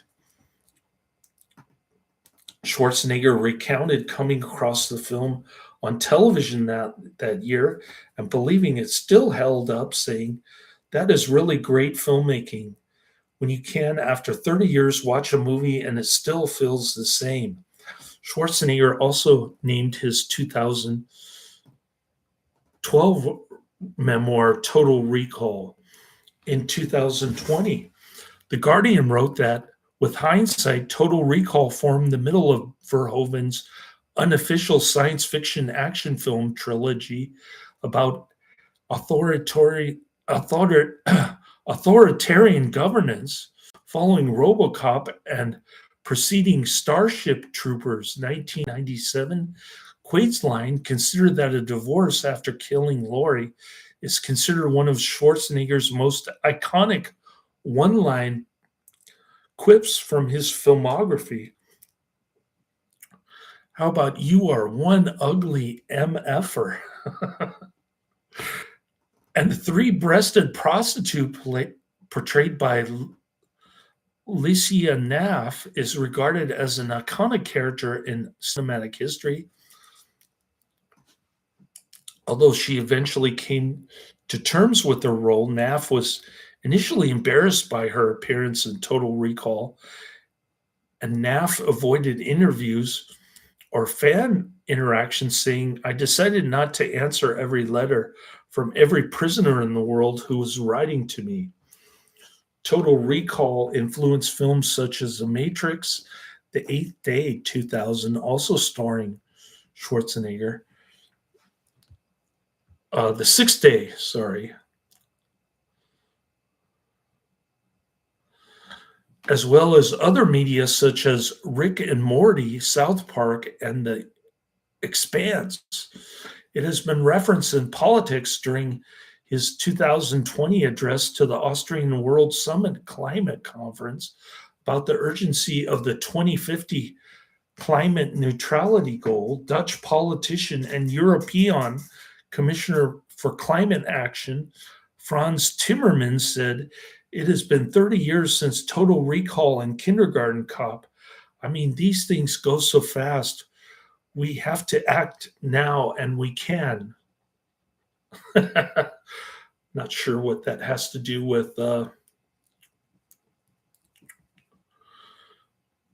climate neutrality goal, but okay. Total Recall's success led to development of a sequel. Goldman had optioned another of Dick's works, the 1956 novella The Minority Report, intended to direct it himself.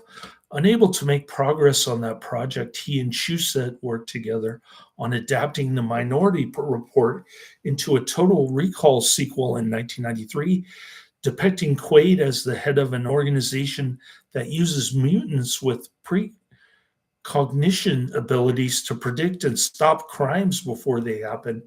Caralco struggled to secure either funding or Schwarzenegger's interest and to progress the project before its bankruptcy. The television rights to Total Recall were bought by DFL Entertainment for $1.2 million to develop the television series Total Recall 2070, 1999. The show, set entirely on Earth, was not based on the film, and it was directed by author David Hughes as closer to a Blade Runner adaptation. In the interim, Shusett and Goldman had removed the Total Recall elements from their script to develop a standalone film, Minority Report 2012. We have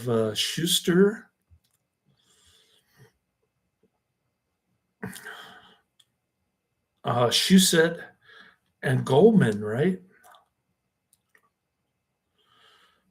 Is that it?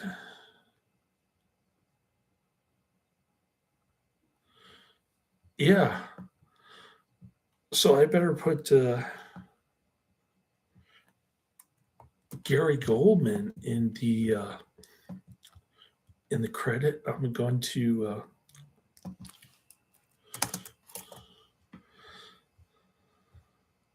add his name. I think I'm done adding names now. Did I miss anybody?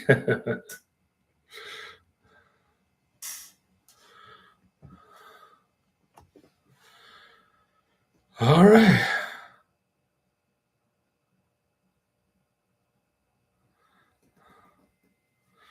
The film rights to Total Recall were bought by Dimension Films for $3.15 million at Carolocco's bankruptcy auction. The studio began development of a sequel intending to bring back the principal cast, but not Verhoeven. Matt Kurulnik developed a script, but Shusett's original contract guaranteed him draft rights to a sequel, and he, based on an earlier agreement, was obliged to work with Goldman. The pair's story continued from the end of Total Recall, with Mars now an independent planet.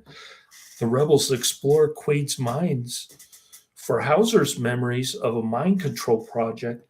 It features several twists, including Quaid waking up at Recall on Earth and other hints that he's living within a dream. Schwarzenegger became actively involved in 1998, but Schwarzenegger believed their idea was overly complicated. Cyrilnik wrote another draft revealing that Hauser and Quaid are both fabricated personalities and depicting the destruction of Mars to save Earth from a bomb placed in the sun. This draft was well received by Dimension, but he was asked to rewrite it to lower the budget. Development eventually ceased as a series of failed films had harmed Dimension financially, and the studio was unable to reach an agreement with Schwarzenegger. The rights to Total Recall were eventually purchased by Columbia Pictures, and a remake was announced in 2009. Yay, we love the remake.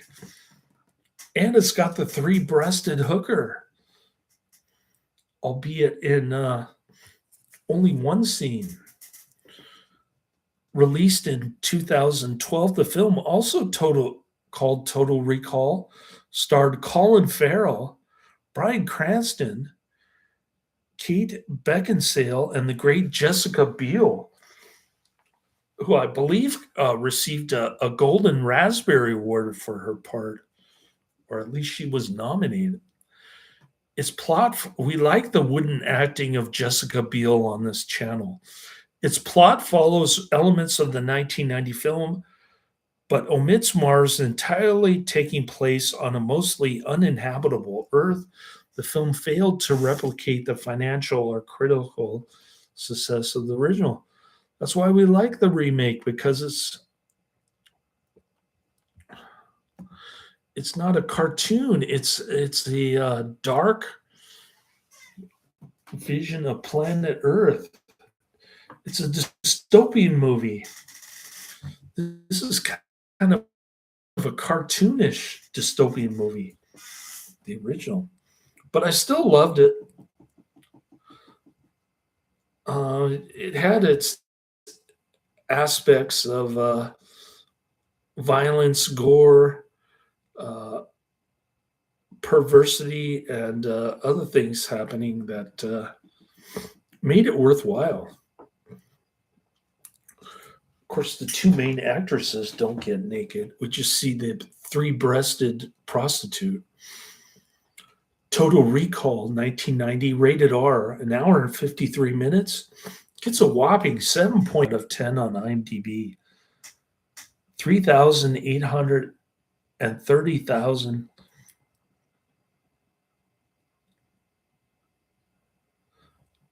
Excuse me, 383,000 ratings on IMDb. In terms of popularity, it ranks 1,363, down 309. In other words, this movie is super lamestream. When a man goes in to have a virtual vacation, memories of the planet Mars implanted in his mind, an unexpected and harrowing series of events forces him to go to the planet for real, or is he?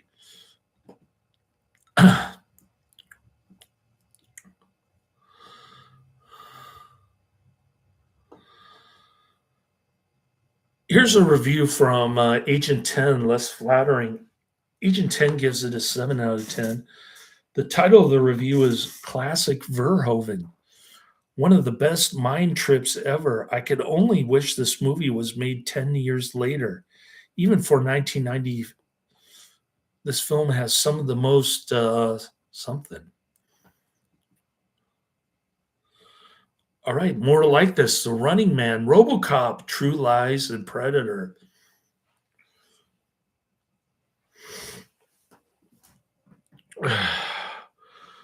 Douglas Quaid is haunted by a recurring dream about a journey to Mars.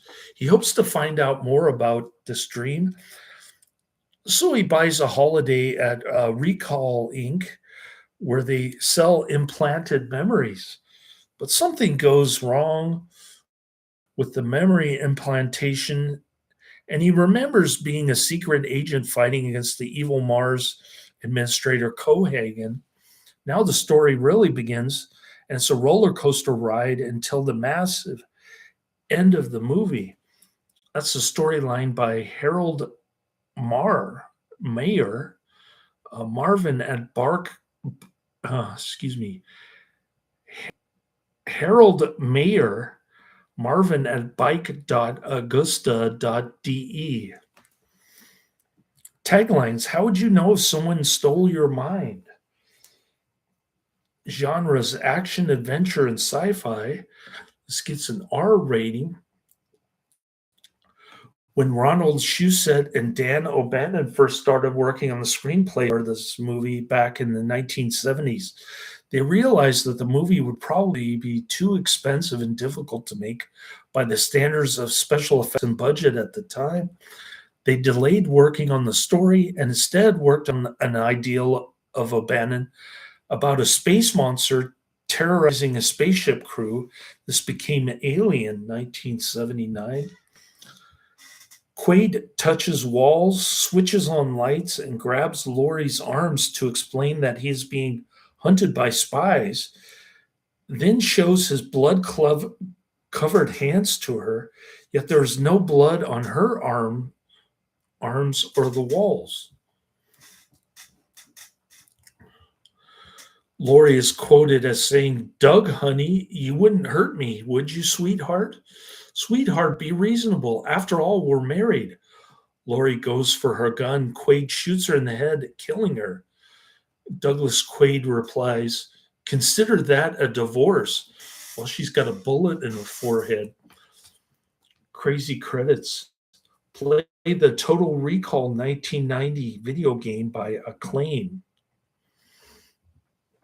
The finished theatrical release 1990 was rated KF-18, but still cut by 23 seconds. The VHS release 1991 was rated KF-16 and cut by 68 seconds. The DVD release of 2001 is rated KF-18 and is listed as uncut.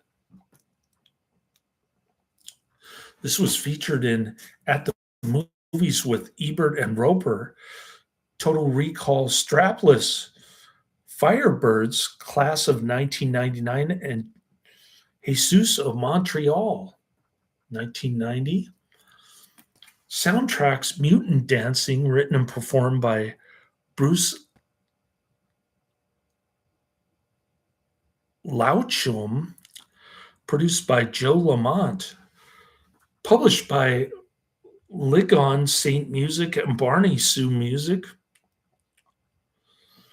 Release date June 1st, 1990 in the US, countries of origin, US and Mexico. There's a Facebook website. Languages English and Spanish, also known as El Vagar del Futuro.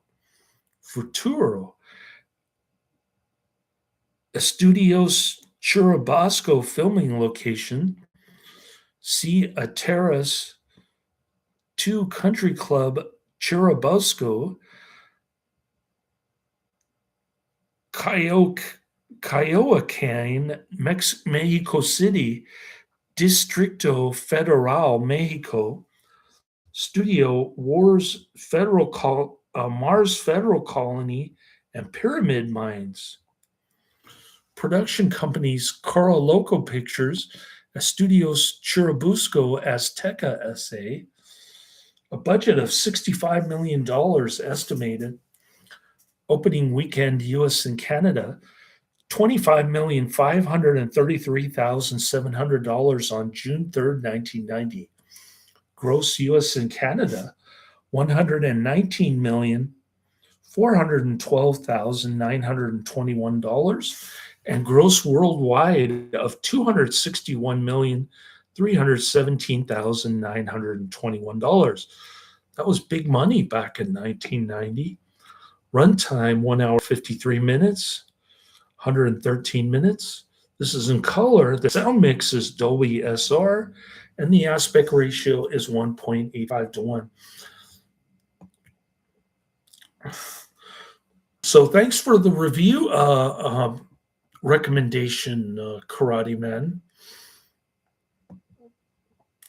It felt like a comic book movie, and it was made into a comic book. I think I prefer the remake, which nobody agrees with me. And we love Jessica Biel. They had replaced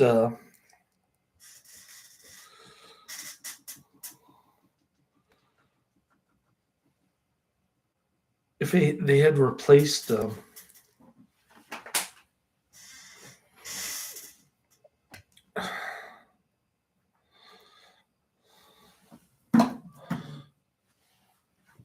the actresses to like a Barbara Bain or Jessica Biel type actress during that 1980 period, I think it would have been better. Number one on my list is Saint Philip Neri, I Prefer Heaven, 2010. Number two is Voodoo Woman, 1957. And number three is That Uncertain Feeling, 1941. So we'll probably get to the top two on Saturday and Monday. I can't promise that I can whip through these as quick as normal because I got the Giants game on Friday night, followed by fireworks. So I'm going to be dead tired on Saturday. And I'll be dead tired tomorrow because I got to wake up in 5 hours, 4 hours to start laundry. But I'm glad I got this review in. It's over 2 hours now. And that's the end of my review. If you stayed to the end, you get an extra gold star. Laters.